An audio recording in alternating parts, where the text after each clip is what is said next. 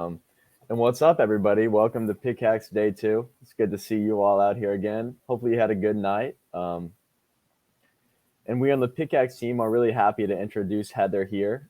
She's our representative from Panera. She's going to be giving a great talk mixing wellness and Minecraft. Me and Jacob got a little sneak peek of it, and I think you guys are really going to like it. So, yeah, take us away, Heather. Hello, everybody. Happy day two of Pickaxe 2022. I hope everybody's as pumped as I am. And if not, just pretend. Um, really, though, I am very excited to be here. I'm very glad to have the opportunity to participate this year. So I put together a little presentation called From the Mind to the MacBook or Windows Laptop. Wellness in game and IRL. You know, there's a lot of similarity between the IT industry and Minecraft. You have to stay rested. You have to keep food in your stomach. People are constantly chasing after you for things, with various weapons. Just kidding. So about me, I put up a lot of stuff. If you want to see it, you can probably screenshot it because nobody cares that much. So have at it. So about me, career bio, software engineer, mainly using Swift and occasionally Objective C, though I learned to code in C, the basic C, not anything with a plus or a sharp. Uh, After 18 years in an unrelated industry, banking, I learned to code and made a midlife career change, which is the best thing I ever did for myself. I am a proud Panera employee for 4 years and counting, and I plan to be there as long as they'll have me. Um, Fun facts: St. Louis native, two cats. You can see that they just think of me as furniture. I love bird watching and photography. I love horror, thriller, suspense films, haunted houses, all that stuff, which is funny because I'm really a sunny person at heart. And then gaming since the age of 5, it's I could name a list, but I would need a whole nother slide. Nobody has time for that. So with that, I'm going to let my assistant take over and give you the whole spiel. Okay, let's see if she's ready. Hang on.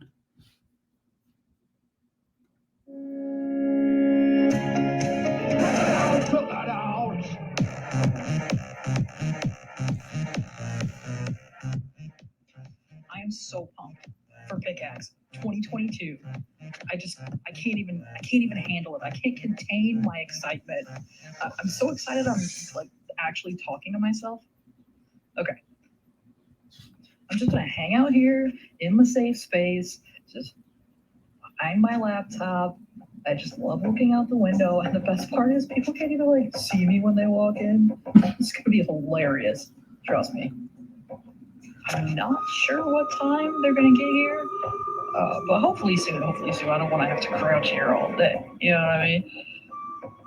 Did I hear something? What the? Oh my dude! How did you get in here? You're so quiet. How long have you even been here? Just like a second, I hope. If you, it's kind of funny. If you thought I was talking to myself, it's hilarious. I was on the phone. So like, just don't even worry about it. I'm cool. Okay. This is my workstation. I got the perfect view to watch Stanley out there take a swim. He's a bit of a creeper, but he's actually super nice. So you might be asking yourself, what's on the docket? What am I doing here? Well, the word of the weekend is wellness. What you waiting for? Come on over. So this is probably gonna blow your mind, but it's the weirdest thing. I got a message from somebody on another server called IRL, and I don't know what it is. I don't know who hosts it, but there's somebody who looks and sounds basically exactly like me, except not as cool. So yeah, she said you're looking for some wellness tips, so let's just jump right in. So right off the bat, you see what I'm doing here? I'm slouching, I'm crouching, I'm in front of my laptop, I'm working hard. Everything's fine until I go to stand up, and I'm in so much pain I can barely move my neck. I know what you're thinking. I look so young. My pixels barely have any wrinkles. You know, look at me go. I have the energy of a much younger woman. But still, I'm turning 39 this year, and trust me, when you get to be my age, if you've had posture as bad as me, you're going to become very well acquainted with Mr. and Mrs. Ibuprofen. All right, let me shut my laptop and let's get out of here. You pumped? You pumped for an adventure? Let's go!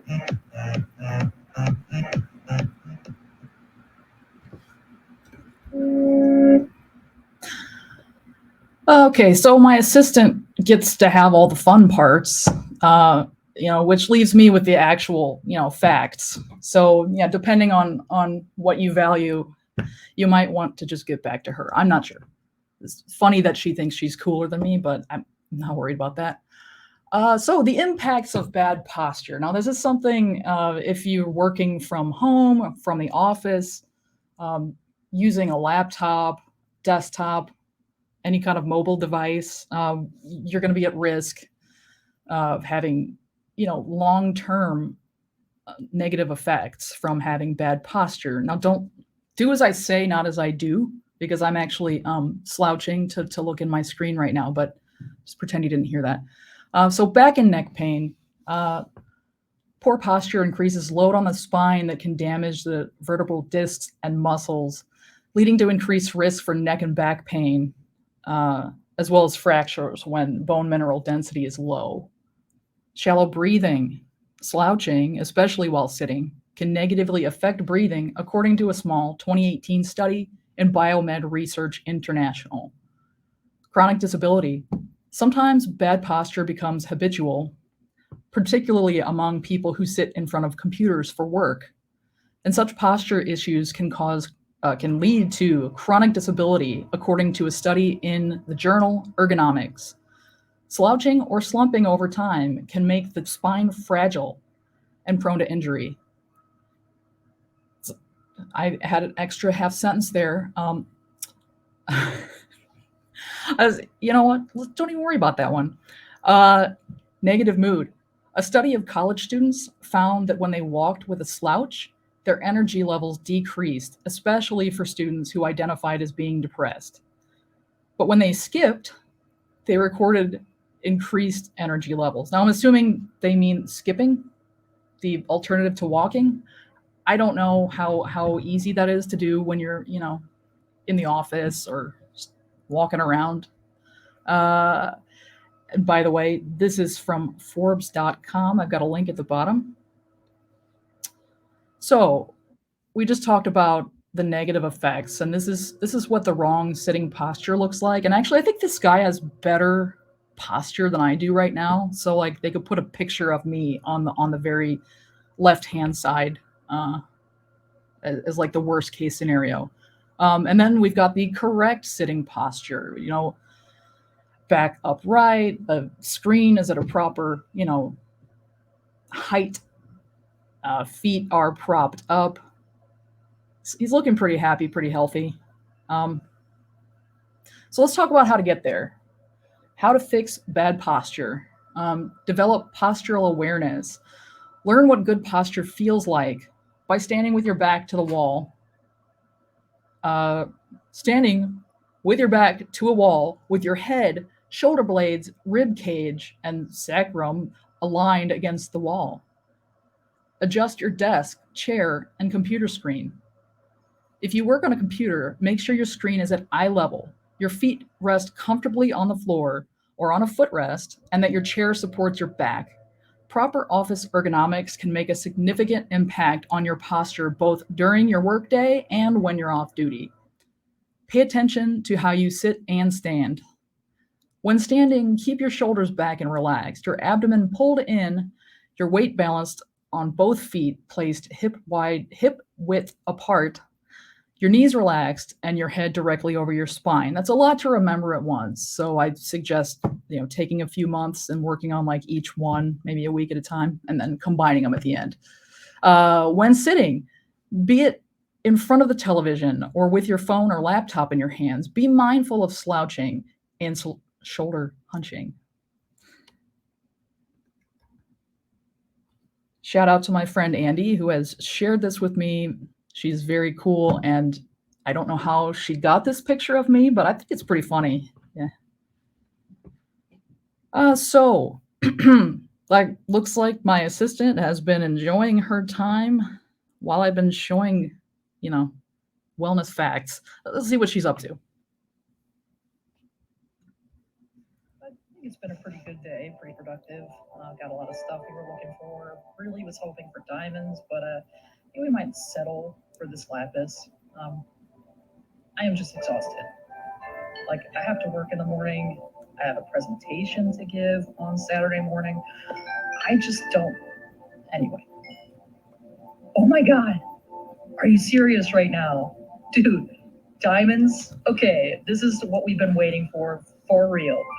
Okay, dude, I knew it. I knew my patience would pay off, and I knew this was all leading up to something. It's like fate or something. You know what I mean? Like, just when I was ready to give up, I stuck with it, and everything is great. Everything's gonna turn out.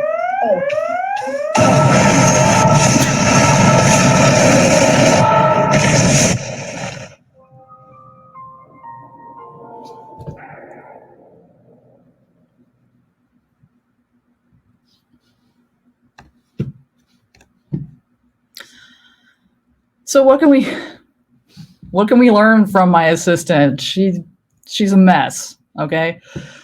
So here it is. When you're tired, take a break. It's not as easy to pull that off during a hackathon because, time is short.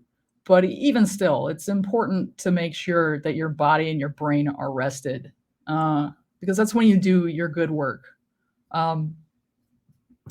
So when our bodies and minds are exhausted, we're very likely to make critical errors, such as thinking we can fix our code that almost works, but end up making things drastically worse that we might have easily been able to solve after having rested. I can't tell you the number of times when I'm like, okay, this code 98% done with this one little thing, and it's driving me nuts, and it's 10 o'clock at night.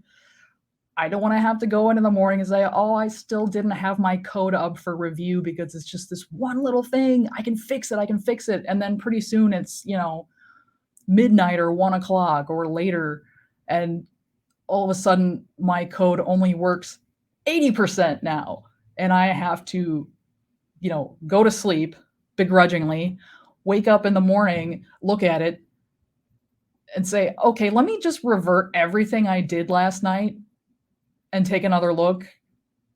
And then as soon as I take that look, I'm like, okay, that problem would have taken me 10 minutes this morning. Like, it's completely obvious what I did wrong. So why did I spend the last, 3 or 4 hours making something worse that would have been a snap in the morning? So that's a pretty typical pitfall, as far as I know. At least it is with me. So that's my important word of advice for you. Also, when you're tired, you're not having enough sleep, you're not rested, your executive functioning is decreased greatly, leading to missed deadlines and appointments, forgetting important details, such as not noticing when lava is pouring out a wall right in front of you because you're too excited about having found diamonds, which were subsequently lost in the catastrophe. Not carrying a bucket of water in your hot bar. It's a rookie mistake. I told her 1,000 times. I mean, she doesn't get it. That's fine. She's whatever. Not wearing a single piece of armor. Okay, that's fine. She's learning. Oh, okay. I think she's gotten up to something again. Hey, I'll be right back. I'm just gonna log out of my work laptop, okay? What's wrong? You look nervous. I mean, I know it's dark out, but I just need to check one thing, okay? I will be right back. Okay, I know I saved that email somewhere. Hey, what are you doing? Oh, shoot, my boss is online. Hold on. I just gotta ask you for a favor real quick, okay? Shh. Best project. Like we're not here. Oh my God. Just act like we're not here. Seriously, if we don't move, they can't see us. Or something like that. That might have been a T-Rex or something that was wrong. I think. Okay. They will leave. They will leave. Okay. If I can just get out there, find that email, and log back off before anybody else sees me online, then we're gonna be good. Okay? We'll be fine. Out with my bros. It's like my number one priority. Hey, wait a minute. Look, this is just brought you your AirPods. Do you left them at work, man? Hey, come in. Dude, I'm sorry to be so aggressive, but you know I need one more approver on my pull request before I can merge this in. Don't spray it. You're gonna let me in. I did bring your AirPods. I will give them to you as soon as you approve it. So, hey, sorry about your friend. Even my trainer says I'm getting a little too swole, but yeah, if you could just approve that before you sign off for the night, where am I gonna find another approver now?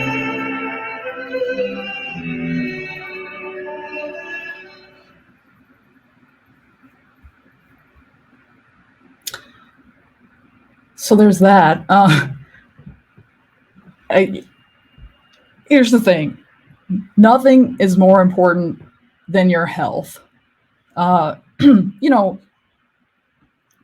your employer, wants to put out a good product, I'm guessing. And we all on the team, we all want to put out a good product or service or whatever it is that your company does. But you're not going to be doing them any favors by overextending the energy you have. Sometimes you think, well, I'm just going to log on for a few minutes. And before you know it, you've spent an hour or two like, oh, I should have looked at this earlier today. I'm just going to get this out of the way so I don't have to do it in the morning. Sometimes that's just fine. It's fine if there's something important coming up that you need to work on. But don't do it all the time. Because then if you do it all the time, you're already on the verge of being exhausted. And as we just talked about, you don't do your best work when you're exhausted. So you're going to be doing everyone a favor, and most importantly yourself, if you set some boundaries for yourself. Make sure you stick to them for the most part. Like I said, if there's a special circumstance and you've been taking good care of yourself, then when that circumstance comes up, you'll be able to actually do it effectively, and then you can go back to getting your full amount of rest. Found this on course correction coaching, good Lord.com. It's linked at the bottom. So work-life balance. Workplace stress is estimated to be the 5th largest cause of death in the United States. Additionally, 1/4 of Americans identify their jobs as their number one source of stress. Remember that work-life balance is ultimately created through your choices. By agreeing to take on more work when you don't have the capacity or not delegating work that could be delegated, you're creating more stress for yourself. Try this instead. Say no to things that aren't priorities.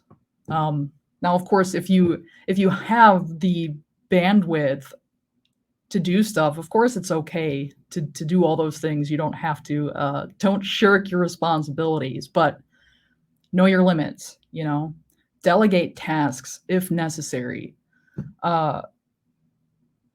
If I'm working on a team of 10 people and I know that I am not going to be able to get done with something in the allotted time, I could sit there and stress myself out and do my best and just push through and get it all done, which I might end up having to do.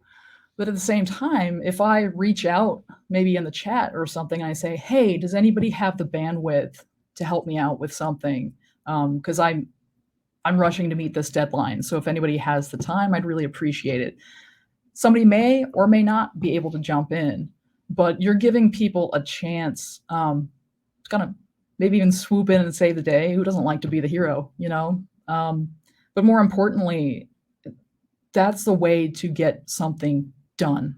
Do it if you have to. If you're not sure you are going to be able to do it, get help sooner than later. Give it your best try, but don't don't risk the success of your task by being, kind of too proud or too afraid to ask for help.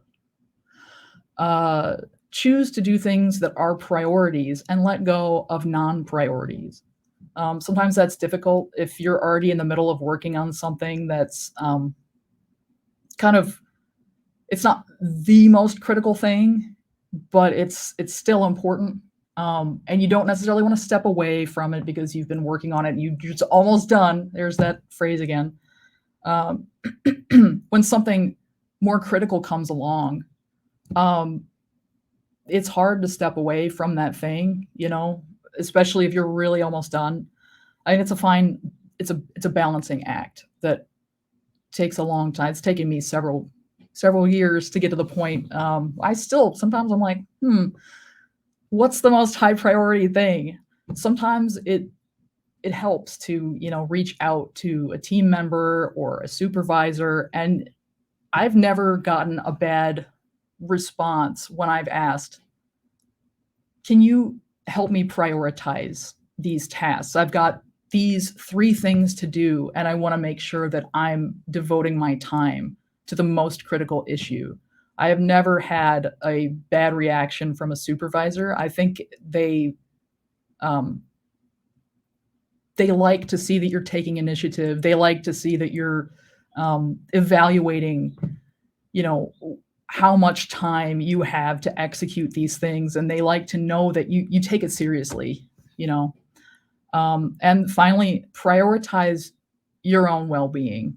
At the end of the day, there's always going to be more work. There's always going to be more tickets, more issues, more defects. And, everybody works in conjunction to get the product or the service to the best place it can be. But you are an important part of that. And you should never let the company or the employer take, priority over your well-being. This is, focus on wellness. So you and your wellness they're your responsibility, and also you deserve it. You deserve to take that time. If that door is the only thing separating you from zombies, just think of that as your work-life balance.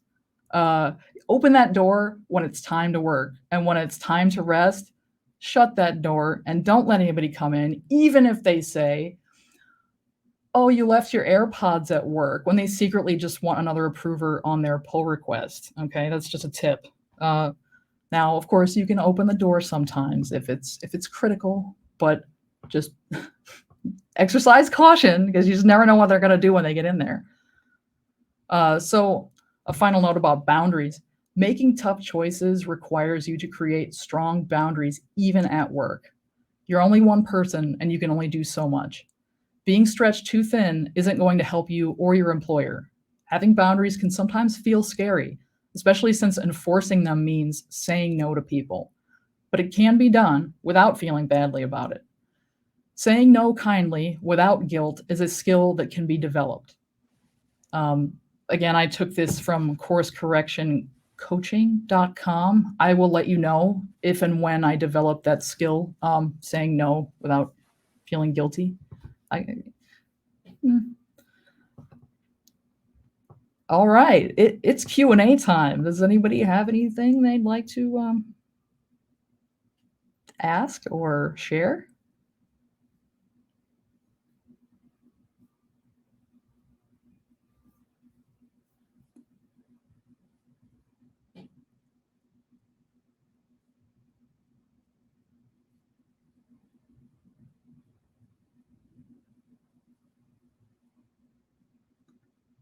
Oops. Hey, it's me.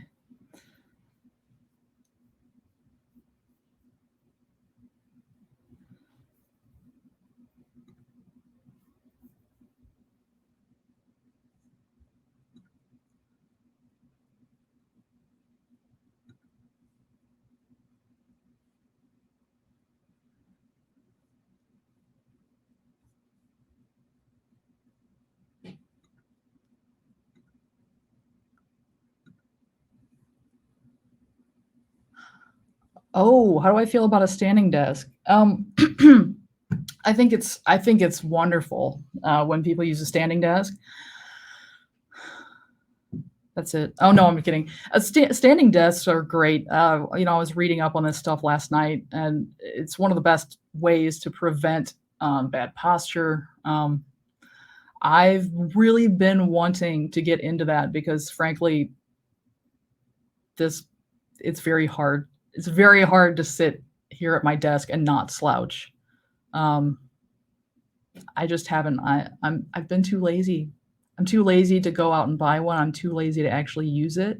So I'm gonna wait to buy it until I'm ready to stand up with it. But yeah, I thanks for bringing that up because I really need to do it. How long did it take you to figure out that work-life balance? So I guess I've been working since I was 18 and I'm almost 38. And I can come back with an answer to that in a couple years when I actually figure it out. No, but really, I would say it's just even in the last year or so that I started to take it seriously. There's it's difficult when you get a lot of your fulfillment and self-respect from your work, and you're excited about it. I love my job. I love what I do for a living, and it's really hard to turn that off. It's really hard when you want to make a difference. You want to do your best and contribute everything you can. So then it's just really kind of hard to step back and say, you know what, no, I need some time to rest and rejuvenate. Yeah, it's not something that I think I will ever like have figured out. I think it's really just an ongoing, it's a work in progress, and I think I'll just always be trying to find that balance. But I think that's a good thing too. You don't want to become complacent. Yeah.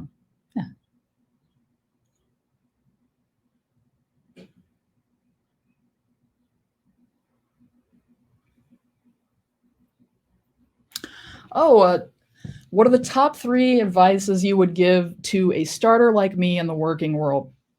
That's a great question. I think one of the most important things. Now, I started out working in banking. I was a bank teller and a teller supervisor for the first, probably 18 years of my career, like 18 to 34, I think. So I learned a lot about customer service, a lot of interacting with the public, which is actually not my natural. I had to work very hard at that. Um, and the thing that I actually got from it, the thing I found most valuable about that is learning to speak with people, learning to be friendly, um, approachable, stuff like that. Um, so I would say, especially in the IT industry, I've heard that I do not have this experience. I've only met awesome, amazing, personable people, but in the IT world, a lot of soft skills are not the emphasis in the learning, process. But even in IT, you still need to have at least like a basic um, the ability to kind of get what you need by being what's the word, like affable, I guess. I've I've met someone who is like, it shouldn't matter how I say something. It should only matter what I said, like the facts of what I said. And I said to him, well, I wish it was that way. That would be amazing. But also, in order to like get things moving, like you have to constantly be interacting with people, no matter what. There's very few careers in which you don't have to do that. So I would say working on your people skills, even at least a little bit, before you try to get out and like jump in with both feet, at least, even just like a week of like, let me kind of read up about professional interactions and stuff. And then, maybe a lot of folks don't have to do that, but yeah, it took me a little while to get in the groove of doing that. Also, like we just talked about, know your boundaries ahead of time. Another thing would be, don't be afraid. Don't be afraid. I will be totally honest here. When I was learning to code, I had a couple mentors who worked at Monsanto, now Bayer. And and they mentioned that they would be looking for somebody like an apprentice or whatever. So I thought, hey, and they're like, we're going to put your name in. Oh, great. Oh, that's amazing. So I thought, hey, I might have a good shot at this. And then I got an email about an opening at Panera. And they wanted me to come in like a couple days from then and interview. And my exact thought, I distinctly remember, was, well, I don't think I can get in if I don't know somebody, and I know somebody at Monsanto. So here's what I'm going to do. I'm going to go into Panera. I'm going to do my interview just so I can get used to the rejection. Because that's kind of it's a scary thing when you're looking for a job. That rejection can, nobody likes rejection, right? So I went in, had my interview, and they said, okay, well, what skills do you know? Like, here's a question, such and such. They asked me several, and I actually didn't know the answer to one of them. So I said, hey, I don't know, but I'd love to learn, and so they showed me like the answer right then in the interview. I was like, wow, that's actually really cool. Instead of being like, ooh, she doesn't know that. Okay, we've seen enough. Bye. So yeah, and afterward they said that they loved the fact that I was so excited to learn, so excited to be there. And honestly, like, I've noticed that people tend to want to work with people who, a lot of folks, at least I'll speak from my own perspective, I would rather work with somebody who kind of knows 80% of kind of the day-to-day. This is like at the beginning of like job interview process. I'd rather work with somebody who knows 80%, and then that last 20%, they're excited to learn. They want to be there. They want to know, like, how do I do this? How do I be the best at what I can be, And then that versus somebody who knows 100% of the stuff, but they're just very rigid. Like, I know what I'm doing. I know what I want. Don't try to tell me anything. Like, I'm not going to change. Which, there's room for folks like that too. But I think if you're wanting to like make an impression, it's good to just get pumped about where you are and what you're doing. So yeah, and moral of the story is I went in specifically to practice my being rejected gracefully, and I ended up with the job. So don't be afraid. Don't let your anxiety or fear or whatever get in the way. Just, you never know what's going to happen.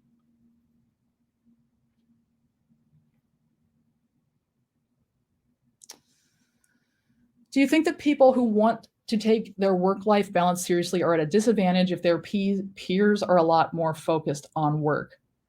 I think that's a really, really good question. I would say, in my observation, that it's just a really good question. I'm thinking of how I want to answer this.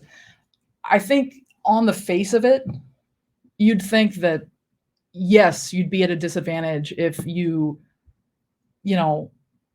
make a good practice out of kind of signing off when it's appropriate. Like, at the end of the day, if you're at a relatively good stopping place, but then you've got somebody who works a bunch of extra hours and they're a lot more productive, yeah, there's a risk that they will seem more productive. And maybe they are. Maybe they are. But at the same time,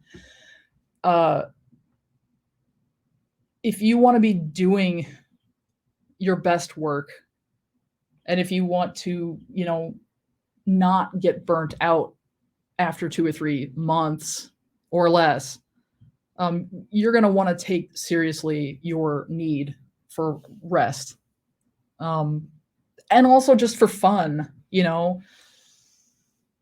people have different levels of energy reserves. And just because, person A is able to work, 12 hours a day with 6 hours of sleep doesn't mean person B is going to be their most productive if they follow the same schedule. And honestly, we're all here to do the best we can do, and hopefully fulfill all the responsibilities that our employers ask. But honestly, which is worse? To me, seeming less productive than somebody who works super hard. That's my one option. I seem a little less productive. Or B, I get burnt out and then I find myself unable to complete even the most basic daily tasks because I'm exhausted. I can't drag myself out of bed. That's the kind of stuff like you're typically not going to like, or at least my experience, you're typically not going to be let go because, you seem less productive than person B, you need to go. But if you work yourself to death 2 or 3 months down the line, or 6 months or a year, I mean, people overwork themselves for years sometimes. And then what you're going to have is someone who is just exhausted every day, on the verge of just like, you're not going to get your work done. You're going to be late. You're going to be grumpy, grouchy, and then you've become someone who's really not productive at all. And that is something that is much higher risk than not being as productive as another person, because really, it's important how your employer sees you. But your health is more important. And if you take care of your health, you're going to give better performance for your employer. So that's my take on it. I hope that helps.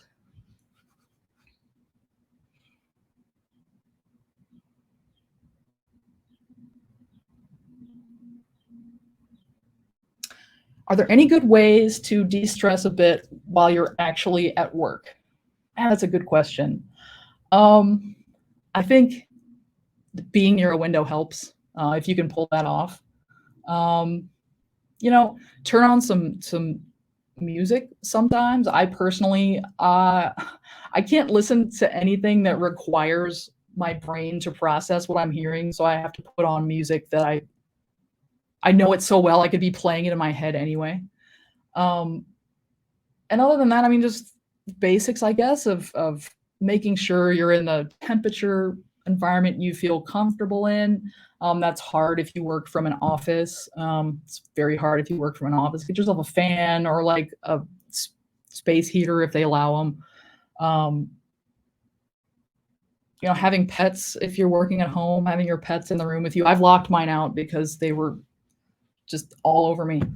Yeah, and I guess it is hard. It's hard to de-stress from work because that means potentially taking your focus off of something that you're working on.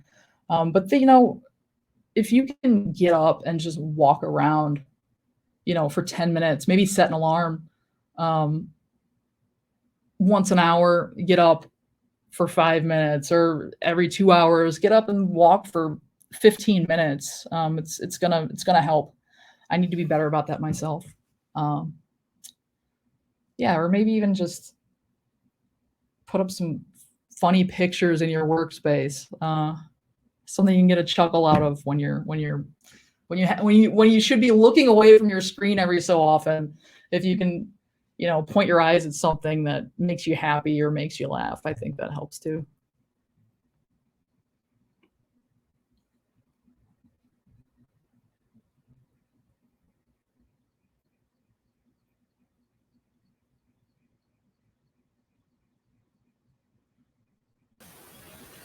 So I'll pop back on here, Heather. We're about out of time, but that was an amazing talk. Oh, thank you. Yeah, it's in a world with Gary Vee. It's really nice to hear somebody give legitimate tips about finding that balance and de-stressing while also trying to be successful in the workplace. So It's very difficult. It's a difficult balance, but I think we're all working on it. So yeah, definitely something always improving on, right? Yeah. But again, thank you so much for coming out. Thanks for giving the talk. And thanks for everybody for participating, popping out. That was great interaction in the chat too. Thank you guys for asking all the questions and just interacting. So thank you all so much. I really appreciate being able to contribute in some small way. Yeah, definitely. Thank you, Heather. Thanks. And yeah, so I guess we'll see you guys later. Make sure to pop out at 1 for the software interview prep talk. So see you guys then, and happy hacking.